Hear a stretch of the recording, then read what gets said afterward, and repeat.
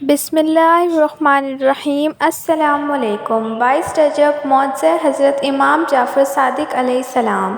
کسی شہر میں ایک لکڑہارا نہایت ہی مفلس و نادار رہتا تھا۔ وہ ہر روز جنگل سے لکڑیاں کاٹ کر لاتا اور فروخت کر کے بمشکل اپنا اور اپنے بچوں کا پیٹ پالتا تھا۔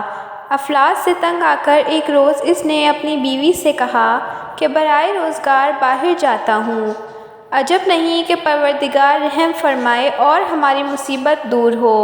یہ کہہ کر لکڑہارا معاش کی تلاش میں دوسرے شہر گیا، لیکن بدقسمتی سے وہاں بھی تقدیر نے ساتھ نہ دیا۔ ہر وقت دل میں سوچتا کہ کچھ پیسے ہو جائیں تو اپنے شہر جاؤں اور بال بچوں کی خبر لوں، لیکن کچھ نہ ہو سکا۔ اسی فکر و پریشانی میں 12 سال بیت گئے، اور اس عرصے میں نہ تو اس نے بال بچوں کو کچھ بھیجا اور نہ ان کی خبر لی۔ لکڑہارے کی بیوی اپنے خاوند کے چلے جانے کے بعد کچھ دنوں تک اسی فکر میں رہی کہ میرا خاوند خرچ بھیجے گا، لیکن جب اس نے عرصے تک خبر نہ لی اور اس بیچاری پر فاقے گزرنے لگے تو لاچار ہو کر اس نے وزیر کے محل میں جاروب کشی کی نوکری کر لی اور اپنا اور اپنے بچوں کا پیٹ پالنے لگی۔ ایک روز لکڑہاری نے خواب میں دیکھا کہ وزیر کے محل میں جھاڑو دے رہی ہوں، یکایک حضرت جناب امام جعفر صادق علیہ السلام اپنے اصحاب کے صحن خانہ وزیر میں تشریف لائے ہیں۔ آپ علیہ السلام نے اپنے اصحاب کی طرف متوجہ ہو کر فرمایا، آج کیا تاریخ ہے اور کون سا مہینہ ہے؟ صحابہ نے عرض کیا، یا مولا، آج شب 22 رجب المرجب ہے۔ تب حضرت نے اپنی زبان معجز بیان سے ارشاد فرمایا کہ کوئی شخص کیسی ہی مشکل میں مبتلا ہو یا کسی ایسی حاجت نے پریشان کر رکھا ہو، حسب ستور 1.25 سیر میدے کی پوریاں پکا کر کنڈوں میں رکھ کر ہمارے نام کی نظر 22 رجب بوقت صبح نماز سے فارغ ہو کر دلوائیں اور حق سبحانہ و تعالیٰ کی درگاہ میں ہمارے واسطے سے حاجت طلب کریں۔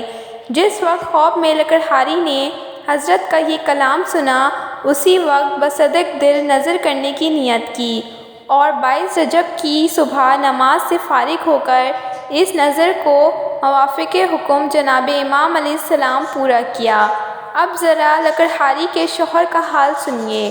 یہاں تو 22 رجب المرجب بوقت صبح یہ لکڑہاری نظر امام علیہ السلام دلا رہی تھی، اور وہاں لکڑہارا درخت پر چڑھا ہوا لکڑیاں کاٹ رہا تھا۔ اس کے ہاتھ سے کلہاڑی چھوٹ کر زمین پر گری۔ اس نے کلہاڑی کو نکالا تو دفنے کا شعبہ ہوا، اور اس جگہ کو اس نے کھودا تو معلوم ہوا کہ شاہی خزانہ دفن ہے۔ اس نے اس وقت تو اس طرح پوشیدہ کر دیا، پھر تھوڑا تھوڑا لاتا رہا اور سامان سفر تیار کرنے لگا، اور سارے دفنے کو نکال کر بڑے کروفر سے عازم وطن ہوا۔ اپنے رہنے کے لیے عالیشان مکان بنوایا اور اپنے بیوی بچوں کے ساتھ آرام سے زندگی گزارنے لگا۔ ایک روز لکڑہاری نے اپنے شوہر سے سرگزشت بیان کی۔ جب اس نے مہینے کی تاریخ اور وقت بتایا تو وہی وقت اور وہی دن تھا جب لکڑہارے کو دفنیہ ملا تھا۔ لکڑہارا بھی صادق دل سے ایمان لے آیا۔ ایک روز وزیر اعظم کی بیوی محل کی چھت پر کھڑی ہوا خوری کر رہی تھی کہ اس کو عالیشان مکان نظر آیا۔ اس نے اپنی کنیزوں سے دریافت کیا کہ یہ کس کا مکان ہے؟ کنیزوں نے بتایا، اس لکڑہارے کا، جس کی بیوی یہاں جاروب کشی پر ملازم تھی۔ یہ سن کر وزیر اعظم کی بیوی نے لکڑہارے کی بیوی کو بلایا اور مختلف حالات دریافت کیے۔ اس نے تمام حالات بیان کیے، مگر وزیر اعظم کی بیوی کو یقین نہ آیا، بلکہ دل میں یہ خیال آیا کہ اس کے شوہر نے رہزنی کی ہے، جس کی بدولت مالدار ہوا ہے۔ وزیر کی بیگم کا یہ خیال فاسد دل میں لانا تھا کہ اسی وقت وزیر اعظم پر مصیبت آئی کہ وزراء میں ایک وزیر اس کا دشمن تھا۔ اس نے موقع پا کر بادشاہ کو چغلی کر دی۔ حضور عالی جناب اسے طلب فرمائیں۔ بادشاہ نے اسی وقت وزیر اعظم کو بلا کر حساب طلب کیا۔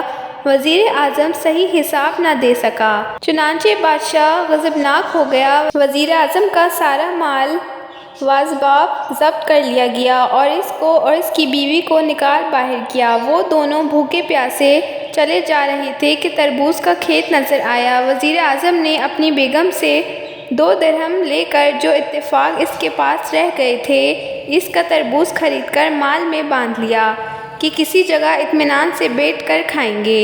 اتفاق سے جس دن وزیر اعظم پر اعتبار آیا تھا، اس دن شہزادہ بھی شکار کو گیا تھا اور رات تک واپس نہ آیا، تو بادشاہ نے پریشان ہو کر وزیروں سے مشورہ کیا کہ ساری رات گزر گئی اور ابھی تک شہزادہ واپس نہیں آیا۔ اسی وزیر نے، جس نے وزیر اعظم کی چغلی کھائی تھی، بادشاہ سے عرض کیا، مجھے ایسا معلوم ہوتا ہے کہ وزیر اعظم نے باوجہ دشمن یہ موقع پا کر شہزادے کو قتل کر دیا۔ یہ سن کر بادشاہ نے وزیر اعظم کی گرفتاری کا حکم دے دیا۔